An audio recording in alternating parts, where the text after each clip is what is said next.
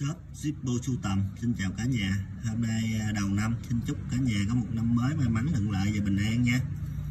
Hôm nay em giới thiệu đến anh em một bộ sưu tập Zippo Armor. Zippo Armor vỏ dày gấp 1,35 lần loại bình thường. Thì Zippo Armor nó sản xuất đầu tiên vào tháng 8 năm 2002. Bộ này em giới thiệu đến anh em là bộ mạ bạc khảm men, chủ đề số và bản đồng hồ. Con đầu tiên em giới thiệu đến anh em ngày hôm nay là một con Zippo tháng 7 năm 04, đít có cán dăm nha, mạ bạc. Và đây những cái viên đá nó có rớt vài viên rồi nè. Này anh em xiên thì anh em đi mua đá anh em gắn lại cũng được, rất là dễ. Cạnh không có chày nha, lưng nó có phai phôi phai rồi nè. Những cái dòng mà khảm men này thì nó rất là hiếm nha, rất là hiếm. Âm thanh rất là hay, vỏ dày, buộc chùm 04.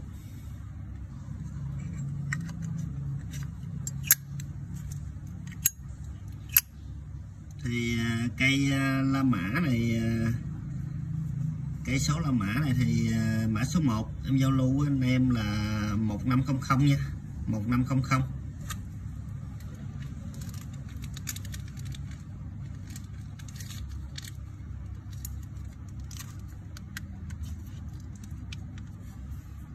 Mã số 2 em giới thiệu đến anh em ngày hôm nay là cũng Zippo Armor mạ bạc 504 luôn, mạ bạc khảm men, cũng bị rớt đá rồi nè.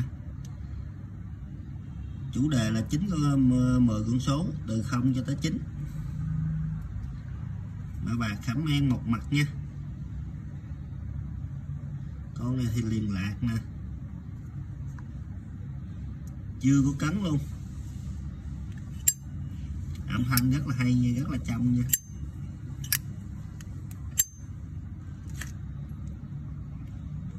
Vỏ dày, nguyên sim nguyên bản, ruột trùng 504 luôn nha anh em. FG.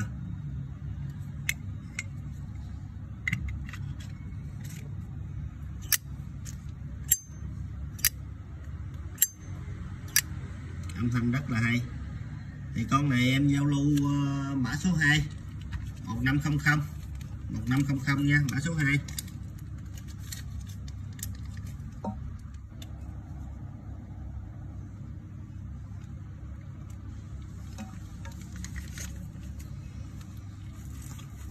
Mã số 3 em giới thiệu đến anh em là cũng một mẫu Zippo Armor luôn.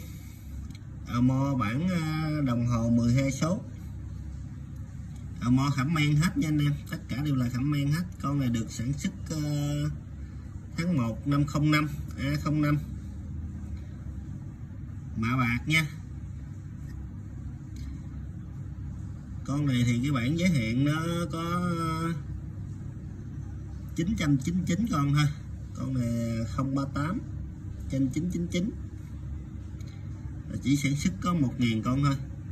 Mặt sau có vài vết xước nha, đó vết xước đây, anh em xem rõ vết xước. Lên cái màu giả cổ rất là đẹp chứ.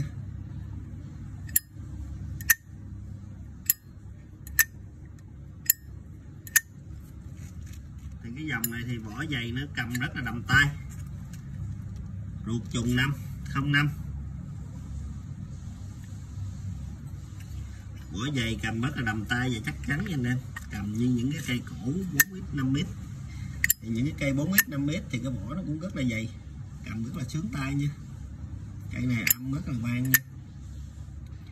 Thì cây này em cũng giao lưu mã số 3 1500 luôn, 1500 mã số 3.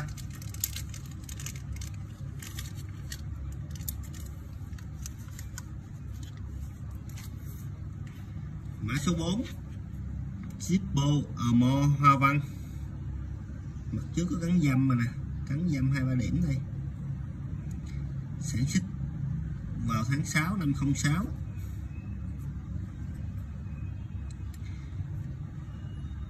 Qua sử dụng nha. Mặt sau cái vết này là vết dơ.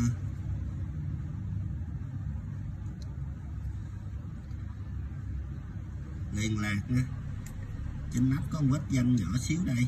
Mặt trước có 2 vết dăm đây.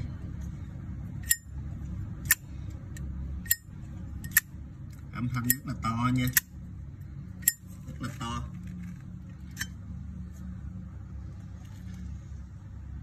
Ruột nó ruột G05, lệch 1 năm nha, trong giới hạn cho phép. Anh em khi mà giao lưu có nhu cầu á, đổi thành ruột 06 cho trùng em vẫn đổi được cho anh em nha.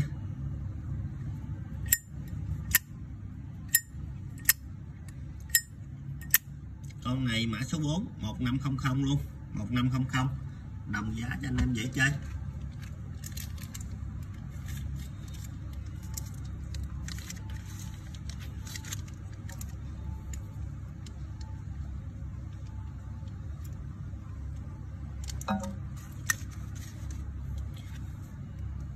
Mã số 5, mã số 5 với mã số 6 thì giống như nhau. Mo 10 số, Khảm Men nha, đính đá Khảm Men, sản xuất vào tháng 10 năm 04, mạ bạc nha. Con này rất là đẹp, rất là đẹp, liền lạc, chưa cấn mớp gì hết. Con này không cắn tâm gì nha.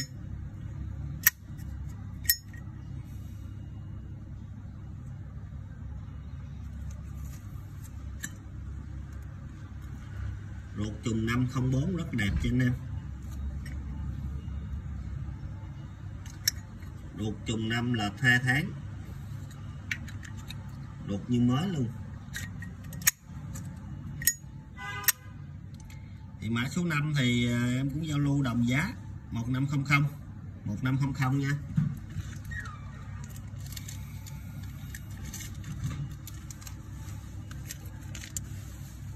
Mã số 6, mã cuối cùng của ngày hôm nay là cũng Zippo ở Mo Khảm Men luôn, rất là đẹp. Con này thì nó khác con kia, số 7 số 7 đây nó làm sắc nét hơn, hình qua văn sắc nét hơn.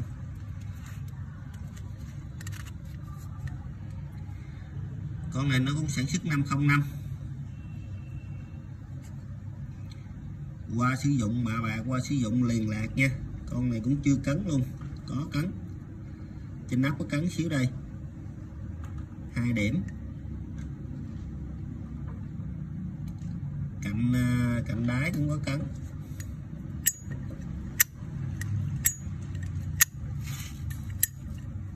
Cấn nhẹ thôi. Ruột trùng 05 luôn nha. Con này trùng tháng 5 luôn. Thì cái tỷ lệ mà Zippo trùng tháng 5 chỉ có 5% thôi nha anh em.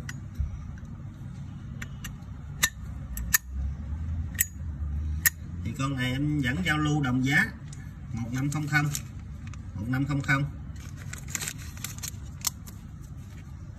Mã số 6 1500.